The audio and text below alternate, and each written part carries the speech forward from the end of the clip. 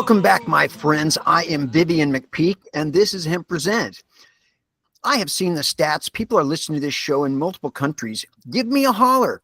If you have feedback, would like to suggest a guest or topic for Hemp Present, email me at hemppresent@gmail.com. Stoney Tark is a prolific writer based in Europe who is known for his articles about cultivation, breeding, hash making, interviews, and especially his top tips.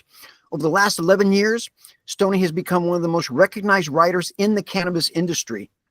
He has or has been head cultivation writer for the magazines, including Soft Secrets, High Times, Skunk, Garden Culture, Weed World, The Emerald, Cannabis Culture, Dutch Passion, and the Super Sativa Seed Club, Paradise Seeds, Humboldt Seed Organization, Atami, and ILGM.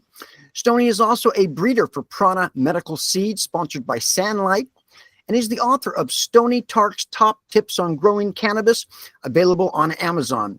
Stoney Tark is a producer of the YouTube channel, The Role Models Podcast, and I have him in the virtual Hemp Present studio with me right now. Welcome, Stoney, to Cannabis Radio.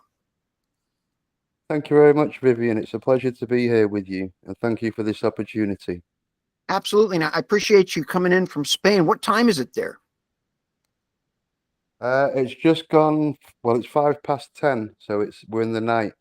Oh, that's not too bad. Okay. Well, we'll get this done so you can wrap up your day. Stoney, you've spent years educating growers around the world. What inspired you to start writing about cannabis cultivation in the first place?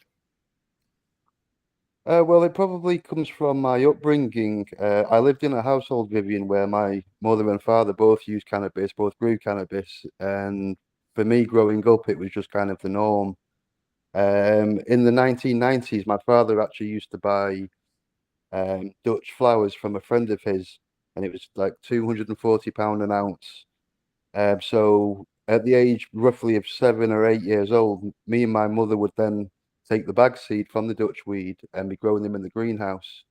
So essentially, my mother was the one who taught me how to grow when it came to transplanting, potting, watering, defoliation, and topping. At the time, obviously, I didn't actually know what the plants were, but I guess that was my baptism in fire, as they say, to cannabis. And then when I was a teenager, I was an avid reader of High Times magazine and Soft Secrets. So I would end up having a stack of those, along with the Sensi Seed catalogs, if you remember those old ones. And then basically I ended up moving to Amsterdam when I was 24. And the first opportunity I got to write was meeting Cliff Kremer, who's the chief editor of Soft Secrets. And I basically said to him, look, I'd love to write an article. You don't have to pay me. It's about LED. I just want it out there. They published it. Of course, they paid him in the end.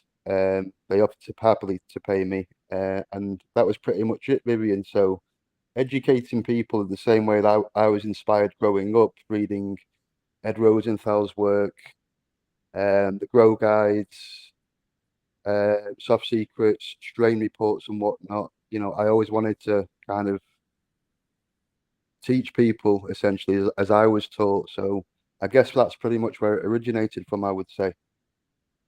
Very cool. You gave me an opportunity to quickly toot my horn. You mentioned High Times magazine. I was Freedom Fighter of the Month in '96, Freedom Fighter of the Year in 2001, and Lifetime Achievement Award winner in 2011. But that was my previous incarnation. Getting back to you, the focus of this, from your perspective, what are the biggest mistakes that new growers make? How can they avoid them? I would say there's three main ones from what I've seen over the years, Vivian. The first one would be temperature and humidity. The reason I say that is because for a lot of growers, they will set the lights up, turn the fans on, and they're kind of just working with whatever temperature and humidity they have at the time, which is fine. You can still grow some decent weed. However, I would recommend getting a hygrometer so you can actually check your temperature and humidity, and aim for a lights on temperature of 24 degrees if you can. And then in the night time or lights off temperature, try and drop that by 5 or 6 degrees. And I find that that's the easiest thing for you to be able to grow really good, healthy, robust plants. The second thing I would say is that a lot of growers, probably because they kind of they buy into the market, the branding, they will end up using more products than necessary. So even though it may seem practical to say, well, I've got an 8-part feeding system and I'm giving them boosters and root boosters and veg boosters and you name it, they will have a whole shelf full of them. It's not really necessary. And I would advise people to just keep it simple, especially if you're a beginner grower. And the third, which I think is probably the most important, is the drying process. Because the drying process, no matter how good you've grown your flower in the first place, it could be 10 out of 10. Once it's harvested and it's not dried correctly, as in whether it's speed dried or the temperature and humidity is not right, it will make such a huge difference to the quality of the crop in terms of flavor, potency, aroma. And I think this is where a lot of growers learn the hard way when they first start, that just hanging your plants in the middle of a spare room or a cupboard and hoping that it'll kind of come out like what you find in a coffee shop is never the case. So I would emphasize that get yourself a drying tent, put a carbon filter in there, an extractor, and try, if possible, to kind of keep it around uh, 15 degrees Celsius, which I think is 60 where you guys are, and then for an aim for a humidity level around 60% and try and drop that down from day 7 onwards over a 2-week drying period to around 50% and just check the buds daily. And from my experience, I find that's how you end up with the most superior flower possible. Stoney, you've written extensively on organic versus synthetic growing. Where do you stand today on that debate? I personally am a massive follower of organics. However, there's benefits, Vivian, to both, which I'll quickly highlight now. With the organics, it's perfect for a beginner grower. So if you've never grown cannabis before, work with soil if possible. You will get a better taste. The terps will be pretty much as good as they can be. You will activate the soil food web, so your beneficial microorganisms and fungi and all of those good things in there that are helping the plant form a symbiotic relationship are present. And you can also recycle your growing medium on the basis that you're topping it up with organic inputs afterwards. If you want to go with hydroponics, it may be a little bit advanced. However, the benefits there are you will always get bigger yields. It can be much more practical if you're working with a limited plant count. So if you have a small space, for example, one hydro system with 2 plants in there, or just a DWC will be perfect for you. There's a far less vegetative phase needed for hydroponics. So if you can actually limit your vegetation time down, you can also dramatically cut out your electricity costs. And then, of course, you don't have to hand water, which, has, when you've been doing it for years and years and years, that can kind of become a laborious task. And the idea of a hydroponic system that will do that for you, it is a lifesaver. That makes a lot of sense. You just kind of touched a little bit on it, but what are your top 3 essential tips for maximizing yield without sacrificing terpene and cannabinoid quality? I would definitely say, Vivian, plant training. Plant training is the easiest way to be able to take a plant that would normally grow tall and want to produce an apical dominant bud, and to be able to train it using the tying down method, LST, topping to be able to produce multiple tops, uh, super cropping, which can really take the plant to another level, which is basically like Kyle Cushman's snapping technique, where he will literally break the branches and form big knuckles on there. The second thing I would say is to use inoculants. So that's your bacteria, your fungi. Aerated compostee is an excellent way to be able to produce all of that at once. So if you're not familiar with that, that's basically where you would take a bucket, fill it with unchlorinated water, use an air stone and some tubes, and to create an oxygen-rich environment. And then when you're using organic materials or an actual inoculant that you can add in, you're going to promote a significantly higher microbial count and turn all of those billions of bacteria and fungi, turn all of those millions into billions, and that makes a huge difference. And finally, I would say that if you can grow in a sea of green setup as well, over time, you will have more crop rotations. The plants will grow uniform. You only have to give them a short amount of veg time. The plants won't actually fight for light and they won't be overcrowding. And then by the time you harvest, the amount of bud compared to leaf and excess trim is far smaller than if you have a huge plant and you end up trimming loads of stuff up it. So I think they're the three best ways, the most efficient ways to be able to increase yields without affecting anything else. And I guess another way would be to just buy Stoney Tark's top tips for growing cannabis on Amazon, right? You could do, yeah, if you want to treat yourself, why not? Why not? What are your tips for growing auto-flowering cannabis plants indoors and outdoors? Well, the thing with autoflowers, they only have a 4 week, 30-day approximately vegetative stage. So this can be a good thing and it can also be a bad thing because you have to remember that you have all cannabis plants have a 2 week approximate seedling stage. So my tips would be to consider that you only have a short window to do your plant training in and to establish that root base that you need. So plant directly into big pots. When I say big pots, we're talking 20-litre pots minimum. Don't ever transplant an auto. Some people will think, well, I do that all the time, but doing so can actually cause the plant to stunt a little bit during that pinnacle window.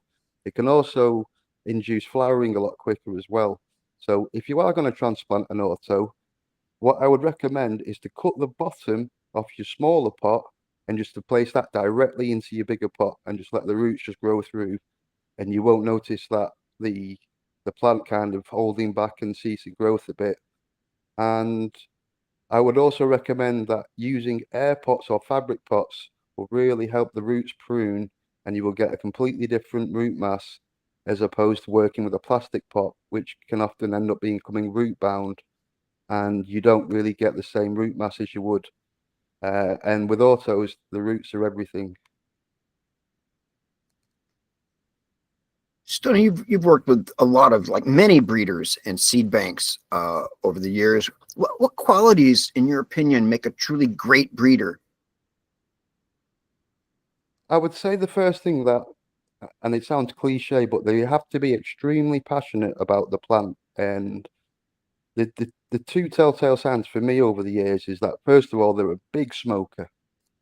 And second of all, that they're also a fond hash maker, because once they work with the actual hash, that's kind of like the end product where they know exactly what the plant is doing.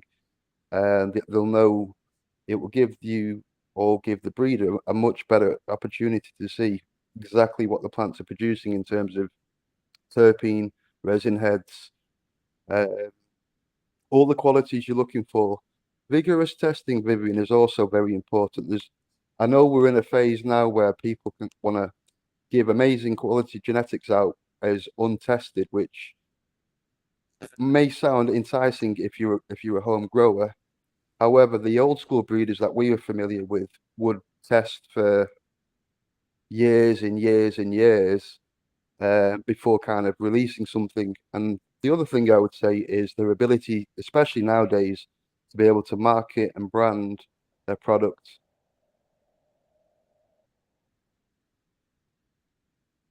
Stoney, Yeah, still there? Oh, I'm sorry. I am. Um, on that vein, you've tested countless genetics over the years. Are there any strains that still blow your mind today? Yeah, well, I'm pretty old school, Vivian. I'm all about the OGs. I love anything Kush, anything gassy, anything fuel. I love. So, if I was going to reel off a few names, I would say um, Skywalker Kush for me is a superb plant in terms of the yield, how it grows, the flavor. I love working with Bodhi, any of his stuff, especially the Wookiee crosses. Trichome Jungle Seeds, he's a good friend of mine, and I consider him one of the best breeders on the planet. He makes some phenomenal strains. A couple of his ones that I personally love are the Shiva Stash, which I believe he won first place with and a cup recently, and Cherry Soul, which is the cherry cookie cross with Soulmate from Bodhi. Um, Typical Skittles, that's a great one. I love Sherb. Um, any of the exotics really, OZK, but I am a bit old school and I do love my old school hazes and the OGs, to be honest with you.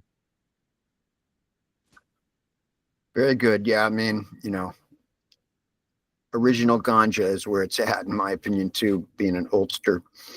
Um, Keeping up kind of in this vein, uh, you've seen cannabis cultivation evolve globally since you began. Are there any regional brands, or excuse me, are there any regional trends that stand out to you? What I will say is the difference between from when I first started compared to now. Um, First of all, I mean, as you probably know, back in the day, there used to be hardly any seed shops or grow shops, and if you did end up wanting seeds, you would probably have to go to.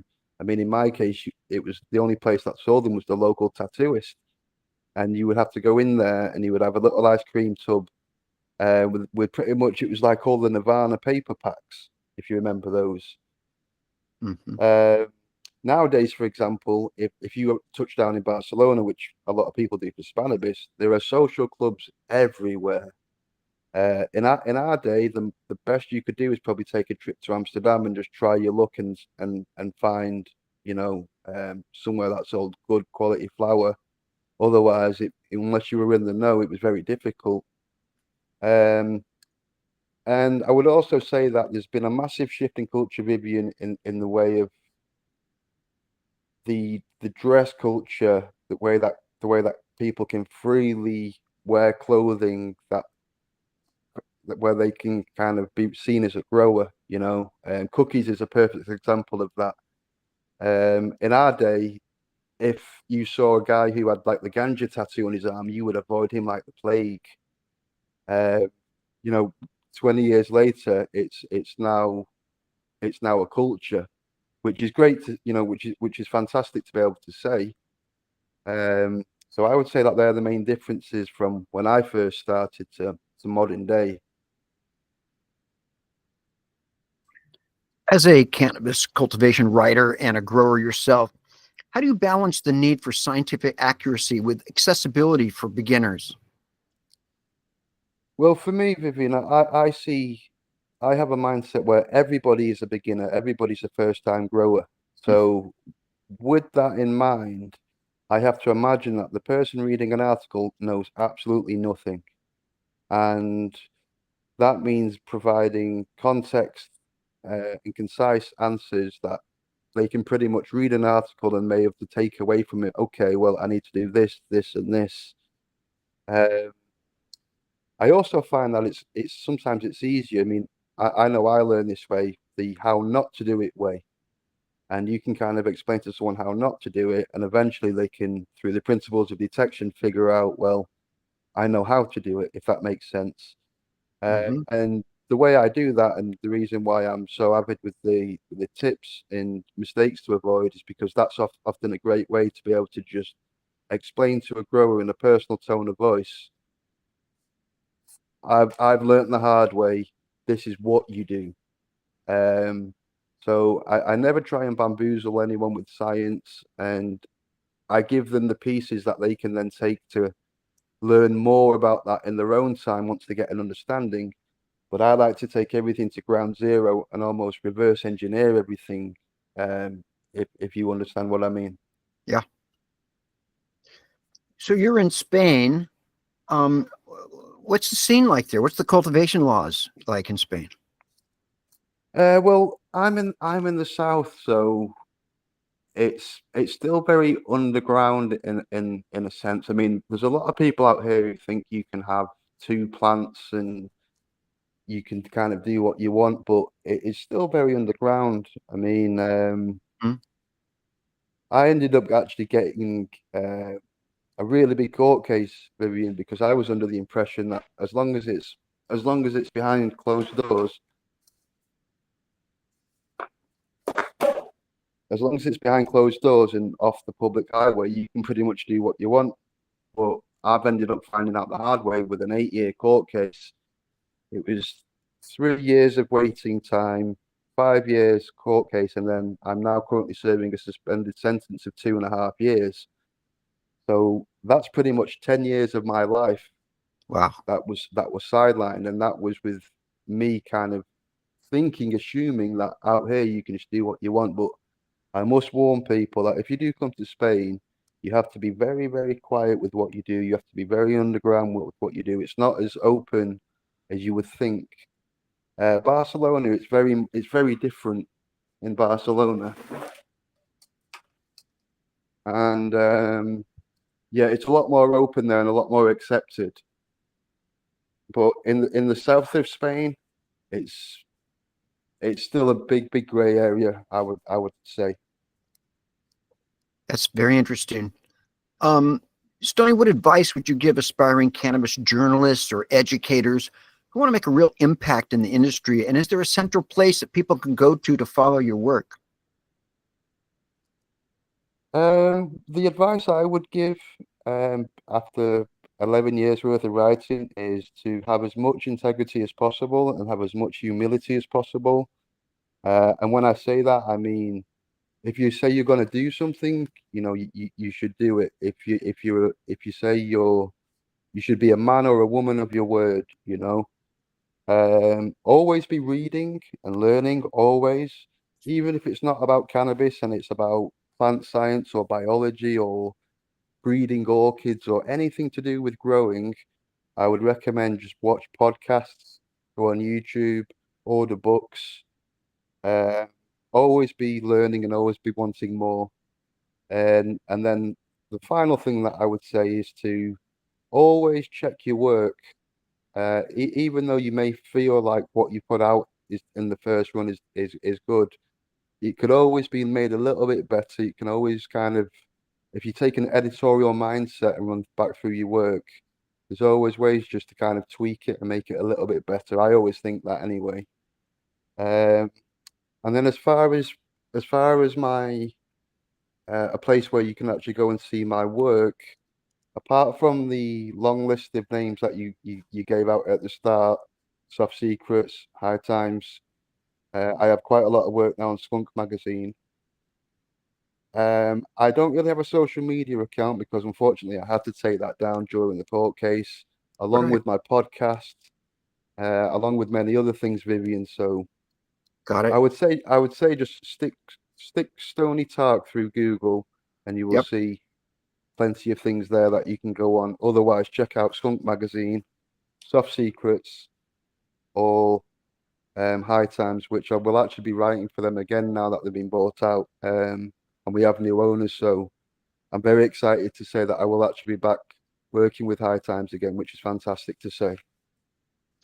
I just have to say, Stoney, it's been a pleasure working with you at Skunk Magazine, where I'm managing editor. The quality of your work is just outstanding, which is why you're such a successful cannabis writer. We're down to just about maybe 3 minutes. Quickly, do you have a favorite delivery method? I'm just curious how you like to imbibe your cannabis. I've always been a flower smoker, Vivian, but I also love isolator dry sift as well. So pretty much rolling joints. I mean, in Europe, that's kind of like what we do out here. We kind of just roll joints. Uh, I'm not really into dabbing as such. I love edibles, don't get me wrong. I mean, anything with cannabis in, cannabis oil, I will consume.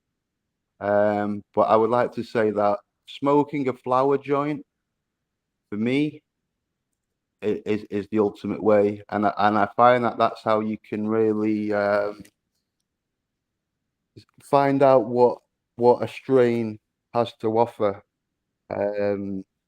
Whether it's you get the flavor all the way down to the roach, or it's a short-lived one where the flavor kind of runs out quickly. Through joints, for me, I can always tell how good the flower is and the strain that I'll be working with at the time, how it kind of reveals itself. What's your favorite method, Vivian? I'm also a joint person. I mean, I'm old school, right? So Yeah. you can get the flavor and the subtleties, I think, best. Pipe, first hits green and everything else kind of tastes like a pipe. But well, Stoney, our time is running out. It's just been great to talk to you, and I'm just thrilled to share your expertise with our listeners. We have probably 30 seconds. Any final thoughts? Yeah, I just want to say thank you again for this opportunity, Vivian. I hope that your listeners will have picked up some good tips and advice from me today, and it's been a pleasure to work with yourself as well, and I hope to carry on working with you at Skunk for a long time. And yeah, just I'm very thankful and grateful for all the people that have supported me over the years, from especially Soft Secrets, and thanks to Sunlight LED for sponsoring me with their lights. And yeah, just a massive thank you for everyone who's ever supported me and helped me get to where I am, Vivian. Very good.